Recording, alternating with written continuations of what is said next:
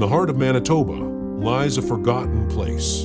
Empty hangars, fading paint, cracked pavement. Once alive with the roar of aircraft and the footsteps of young cadets, the RCAF Station Rivers is now silent. But what if this silence could be broken? Not by war, but by hope.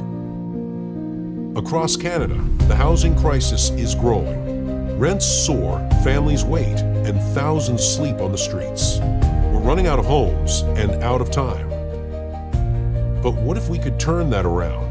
What if the answer isn't to build from scratch, but to rebuild what we already have?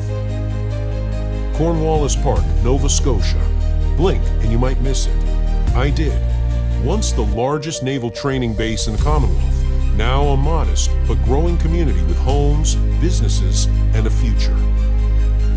Now imagine what we could do in Rivers. Step 1. Move in the Army engineers. Make the barracks livable again.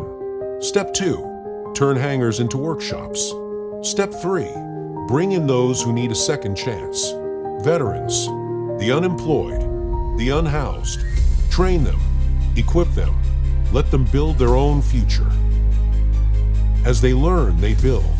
Not just homes, not just buildings, but dignity, purpose, a new beginning. Rivers could be Canada's first model for base-to-community transformation.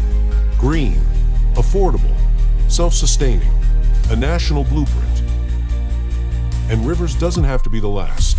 Across this country, empty bases wait. Waiting for leadership, waiting for vision, waiting for us. We have the land, we have the people, we have the need. All we need now is the will. The new Rivers, rebuilding Canada one base at a time. Subscribe to learn more about Canadian stories that inspire.